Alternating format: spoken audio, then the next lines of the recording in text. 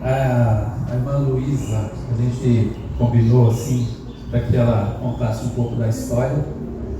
Tem um motivo porque foi escolhida essa irmã, essa mulher, para contar essa história. Enfim, Deus tem guiado, nos tem guardado, tem dado poder para os seus filhos para que a gente chegasse nesse momento, nesse ponto de celebração. E é o que eu sempre digo, que eu sempre falo. Nós talvez fizemos já na metade do caminho. A outra metade ainda vai atravessar. Gostaria de chamar aqui os meninos. Eu estava preocupado que vocês, de repente, Marcos, Anselmo, Edgar, cadê o Renato? Renato e Arnaldo. Samuel. Poxa. Está faltando pelo menos. Meus desgarrados aí. Adriano não veio, o Itamar não conseguiu vir também. Manda pra lá. Itamar, né? O Wagner fugiu. O Wagner cantou com a gente também. Vai lá, o Wagner cantou aqui também. Ele está desgarrado, mas veio, né? Lógico. Então essa turma aqui foi o que a gente conseguiu reunir depois de praticamente 15 anos. Quer dizer, 15 anos. Tem mais? Olha só. Não, mais de 15 anos. Depois que nós paramos de lá. Ah, sim. Né? Porque desde o começo lá, 16 anos que eu estou casado. E nós já tínhamos parado. Nós paramos, está fazendo mais ou menos uns 15 anos. E Deus vai ter que operar um milagre, outro milagre. Por quê? Nós não ensaiamos. Acredito, nenhuma vez. Vocês estavam ensaiando lá. Nós tentamos, Mas o Arnaldo é profissional, então o Arnaldo já sabe de como. Gente, esse grupo aqui foi uma alegria ali no anterior grupo Prudência, né? A história vai ser contada e realmente é um momento de júbilo, porque Deus preparou esse momento para nós. Marcos, algumas pessoas parecem que até ficaram com cabelo branco, não sei. Aqueles que têm cabelo, né? Não, eu tive que fazer algumas modificações, alguns. O Marcos está em 2005 O agora. telhado já caiu faz tempo. O meu fugiu. O Anselmo nem tem mais, né? Tem, eu fugi. Só o Edgar continua o mesmo. Edgar continua o mesmo. Edgar continua o mesmo. Realmente ele não muda. O Jaci não veio também. O Jaci também não Jaci. veio. Mas aqui eles moram em outra cidade, né? Mas Deus nos concedeu essa alegria de reunirmos aqui nós. E como eu disse, Deus vai ter que operar um milagre agora, porque sem ensaio, depois de 15 anos, cantar uma música. Nós pedimos nesse momento que você, quando nós estivermos cantando em seu coração, ore também por nós, para que o louvor, porque o louvor não é para nós, é para Deus. Então nós temos que fazer o melhor. Dentro das nossas possibilidades, nós até estamos conversando. Depois de Covid, de tudo isso, perder a voz há muito tempo, nós estamos tentando fazer o melhor para Deus. Amém. E tem só mais um detalhe que você falou aí de o nome do grupo que nós escolhemos. Então, hoje estamos celebrando, na época nós não chamávamos celebração. Então, Na verdade não foi. A gente até inventou uma história, né? É celebration. era em inglês? Não era pra falar. Era em inglês? Não, tá bom. Não era pra falar.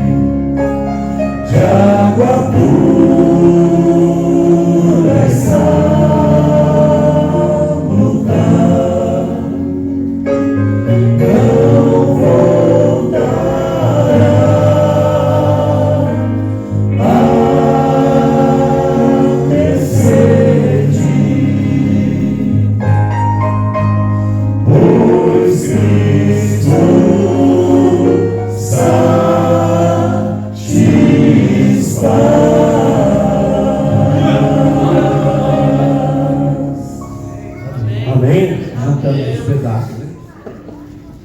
Deus abençoe. Deus abençoe. E viu?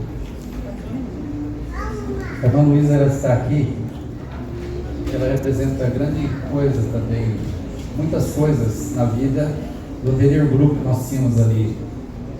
O anterior grupo era bem perto daqui, se você for medir, dá uns 300 metros, 350 metros. É na rua, não na Rua das Festas, porque ela muda de nome ali, comecinho da CUPC. Então era na Avenida CUPC, só que numa sobreloja. Nós passamos lá 10 anos também. E a última pregação que foi feita lá naquele local, foi a irmã Luísa que fez. Nós convidamos ela para compartilhar dessa alegria que hoje, nesse local, nós estamos também completando. Hoje que eu digo é setembro, né? Teve aí algum tempo até oficialmente a inauguração, mas foi em setembro que nós assinamos o primeiro contrato de aluguel daqui. Irmã, Deus abençoe grandemente. Obrigada, irmão Arnaldo, pelo carinho, pelo convite, a sua esposa também, sempre receptivos e carinhosos. Obrigada aos irmãos pelo privilégio que nós temos de estar juntos. Deus abençoe a cada um de vocês. E é realmente um motivo de muita alegria. Nós percebemos o cuidado de Deus para com o seu povo. Amém. Nós temos estudado na lição da Escola Sabatina o cuidado de Deus com o seu povo. E Ele continua cuidando até hoje. E aqui está a prova. E o que o pastor falou aqui hoje me deixou muito emocionada. Porque foi muito tempo de luta para conseguir o terreno. E Deus conseguiu uma pessoa que doasse algo assim. Gente, nós sabemos que hoje em dia a questão financeira está muito difícil para todos, né? Você encontrar alguém que doe desta forma e que todas as documentações são feitas assim, paulatinamente, você vendo a ajuda do Senhor, só bênção, só milagre, não é? Louvado seja Deus por tudo. Nós estamos aqui porque aqui é uma igreja. Qual o objetivo de vir à igreja? Só para encontrar os irmãos? Qual é? Adorar a Deus. Nós não podemos nos esquecer. E hoje é uma data extremamente especial, na qual nós estamos com o coração gratos. Porque Deus tem mantido essa igreja. Deus tem mantido pessoas, assim como o casal que está à frente, outros que estão aí, firmes, fortes, batalhando para que essa igreja se mantenha. Porque a igreja não é um prédio, vocês sabem disso, né? Igreja são as pessoas pelas quais Jesus morreu. Então nós precisamos ter em mente o objetivo verdadeiro de vermos a igreja. Quando você entra por aquela porta, você já deve ter na mente esse verso de Salmo 104. Entrai pelas portas dele com gratidão e em seus átrios com louvor. Louvai-o e bendizei o seu nome. Amém. Não podemos nos esquecer que aqui a igreja não é só um lugar de confraternização, de revermos os irmãos, de estarmos até descansando o nosso corpo da semana, né? Estamos aqui sentadinhos, descansando dos problemas da semana. Mas o objetivo principal é a adoração, é o louvor, é a gratidão ao Senhor, porque aqui estamos. Nunca podemos nos esquecer disso. Nós temos que ter em mente também que nosso Deus é o Deus de todas. Tem aqui? Está indo lá? Eu tenho aqui porque está bem preparado. Sabe como é, né? Tu és o meu Deus. Eu te louvarei. Tu és meu Deus. Eu te exaltarei. Louvai ao Senhor. É com essa vontade, com este pensamento que nós temos que vir à igreja. Porque nós estamos aqui, porque nós temos um Deus a quem nós servimos e nós amamos. E nós temos que louvá-lo em todos os momentos e sempre ter em mente o que nós vimos lá no início. Porque Deus é aquele Deus que nós precisamos louvar e que nós precisamos exaltar. E tudo o que nós fizemos, Colossenses 3,17 diz assim: e quanto tu fizeres por palavras ou por obras, fazei tudo em nome do Senhor Jesus, dando por ele graças a Deus ao Pai. Então nós estamos aqui esta manhã dando graças ao Senhor pela história dessa igreja, porque Deus tem conduzido essa igreja, porque Deus tem colocado a sua mão santa e poderosa para ajudar que essa igreja esteja aqui mostrando quem é o nosso Deus. Mas não é o prédio que vai mostrar, são as pessoas, cada um fazendo o seu trabalho, cada um desenvolvendo as suas habilidades. Eu achei muito lindo na lição da Escola Sabatina dessa semana, falando que Deus nos habilita, nos capacita, como capacitou aquelas pessoas que estiveram preparando o tabernáculo, não é? Deus nos dá dons. E nós temos que usar esses dons para o Senhor.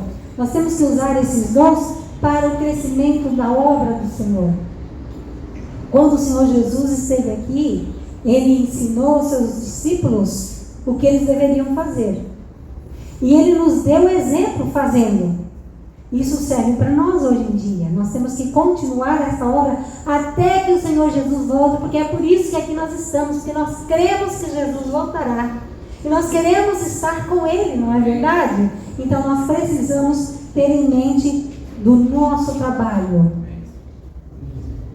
E em tudo nós temos que dar graças, porque essa é a vontade de Deus em Cristo Jesus para conosco. Nós temos que dar graças a Deus por estarmos aqui, por termos uma igreja. Olha, quando você ouve a história, eles vão contar um pouquinho da história, mas veja só. Eu, quando comentei com a irmã uma vez, ela estava falando que ela estava fazendo caminhada e achou esse lugar aqui feio, abandonado, tudo, vocês vão ver. E Deus a usou. E olha que templo bonito que nós temos aqui. Louvado seja Deus, nós temos que dar graças a Deus em tudo. Bom, nós vamos falar um pouquinho sobre o que a Bíblia fala no início da igreja.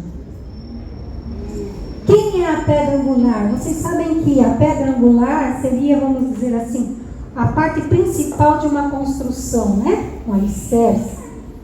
Então isso tem que ser muito bem feito, tem que ser bem firme para que a construção não venha a cair, não é isso? E quem é a pedra angular? É Jesus Cristo. Nós não podemos nos esquecer. Jesus é a razão de ter a igreja.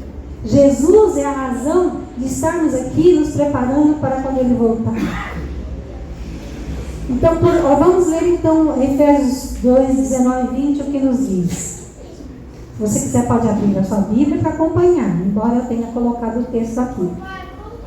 Portanto, vocês já não são estrangeiros nem forasteiros, mas concidadãos dos santos e membros da família de Deus, edificados sobre o fundamento do apóstolo e dos profetas, tendo Jesus Cristo como pedra angular. Por que nós estamos aqui? Por que é que nós escolhemos ser adventistas do sétimo dia? Porque nós cremos em Jesus Cristo. Amém. Nós cremos que Jesus é a pedra fundamental. E nós não estamos aqui apenas porque nós queremos vir à igreja, mas porque nós amamos a esse Jesus. Amém? E aí, Jesus reforça a promessa. Jesus esteve aqui, deu exemplo, mostrou como nós deveríamos viver. Isso de forma prática. Mas ele estava sempre falando que ele iria morrer e que os discípulos teriam que continuar a obra. Mas sozinhos eles conseguiriam? Não.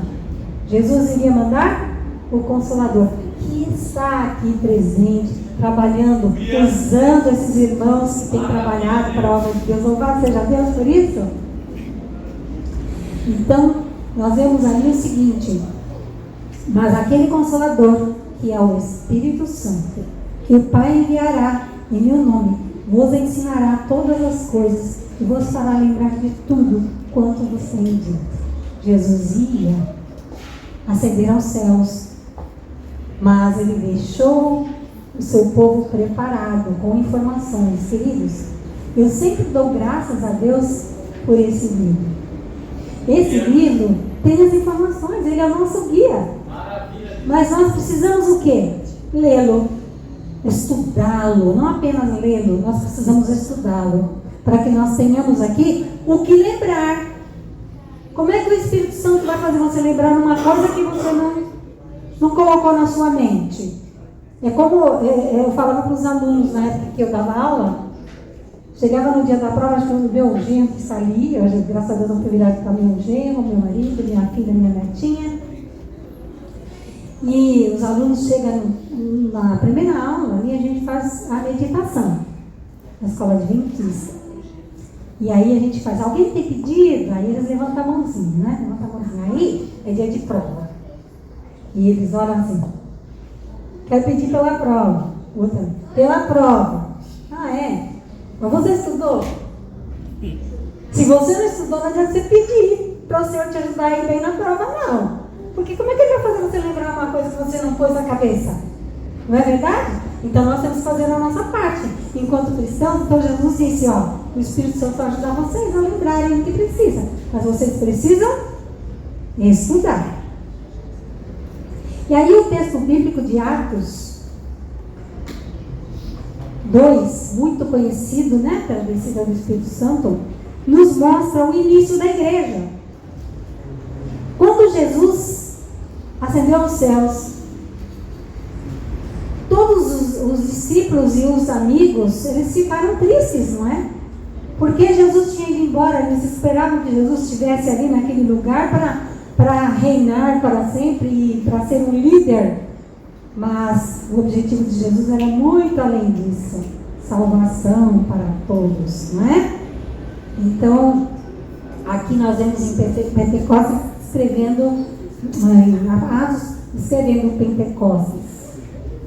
E diz que esse evento, que quando o Espírito Santo desceu sobre os discípulos de Jesus, marcando o nascimento da igreja. Este é o momento considerado o ponto de partida da igreja no Novo Testamento, onde os discípulos começaram a pregar o Evangelho e a formar a comunidade de fé. Antes desse momento, depois que Jesus ascendeu aos céus, o que eles ficaram fazendo?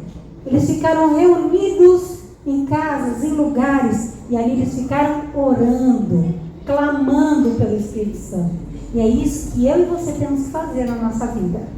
Clamar ao Espírito Santo que nos use, que nos capacite, para que nós estejamos pregando a mensagem do Evangelho, para que as pessoas que não conhecem a Cristo possam conhecê-lo e se entregar a Ele. Esse é o nosso papel. Por que Jesus não veio ainda? Jesus está demorando. Às vezes você conversa com algumas pessoas, elas dizem assim, o meu bisavô falava, o meu avô falava, o meu pai, e Jesus ainda não veio. O tempo de Deus é diferente do que é para nós. Deus é eterno.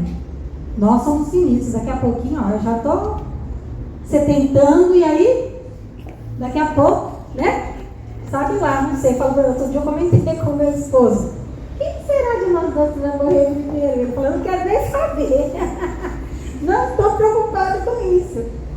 Mas assim eu oro, Senhor, eu tive o privilégio de chegar até aqui e conhecer os seus netinhos. Louvado seja Deus por isso. Amém.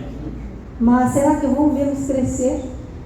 Será que eu vou vê-los se formar? Se casar, com certeza não, porque meus filhos demoraram muito para ter filho. Eu acho que para casar não, mas eu queria pelo menos reformar, pelo menos no nono ano.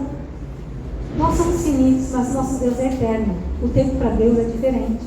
E Deus está dando tempo. A irmã falou a respeito que Deus fala através do tempo. Foram 10 anos no grupinho, no salão. 10 anos vocês estão completando aqui nessa unidade. Tempo.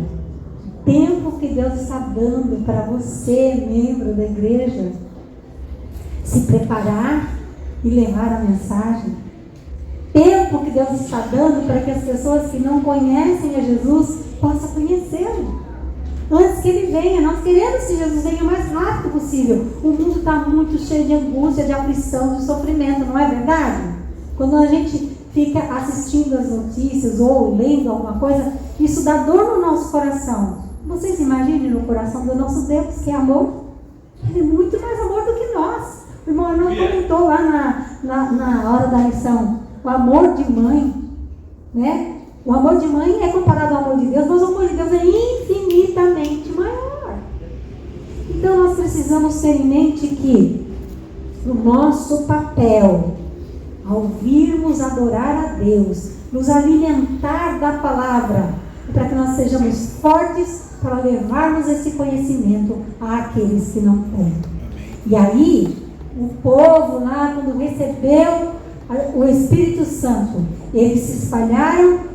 E aí nós sabemos a história, né? Pedro um dia pregando, 3.000 pessoas se converteram. Olha que lindo. E continuando, Deus tem mantido o seu povo trabalhando, aqueles que se dedicam, que se esforçam e usaram as suas habilidades dadas por Deus para a causa do Senhor. E chegou até nós. Nós vamos ver um pouquinho a respeito disso. No Brasil, o Adventismo chegou em 1885 através de publicações que chegaram pelo porto de Itajaí, com destino à cidade de Brusque, no interior de Santa Catarina. Eu não sei quantos que já estiveram lá. Já estive lá. É um lugar muito bonito, muito gostoso. E quando você pensa assim, chegou aqui e Deus me alcançou lá. Que bênção, louvado seja Deus. Que coisa boa. E aqui, queridos, nós vamos ver naquele lugar, lá naquele morro. Eu estive lá. Não sei, alguém já foi nessa igrejinha? Além do Walter? Não?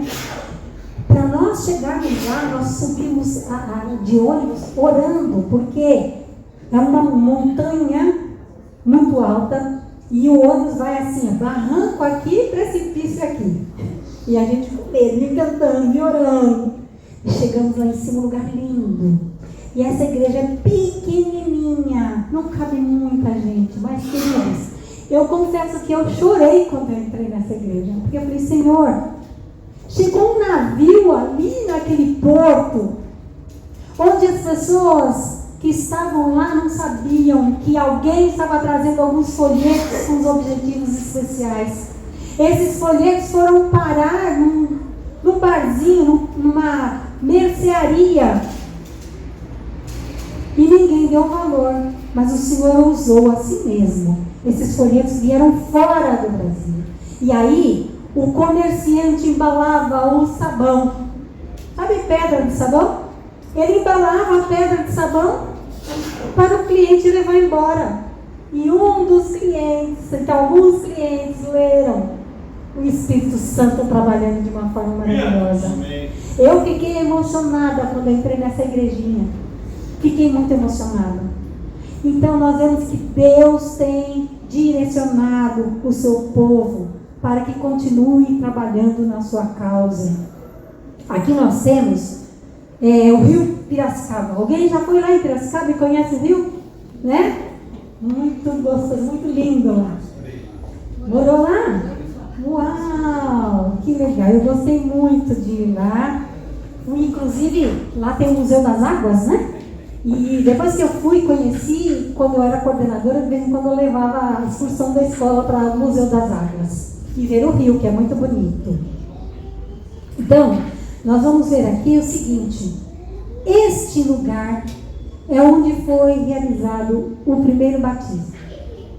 E quem será que foi o primeiro adventista? Guilherme Stein Jr. Guilherme Stein Jr., ele foi o primeiro adventista, ele fundou a primeira escola e ele foi o primeiro professor. Mais uma pessoa usada por Deus, para que nós hoje tivéssemos o conhecimento da palavra do Senhor. E aí nós vemos que Deus no controle de todas as coisas, não é? E agora nós vamos ver um pouquinho Deus controlando a vida dessa igreja, a história dessa igreja, através dos nossos irmãos que aqui estão no Ronaldo vai falar, né?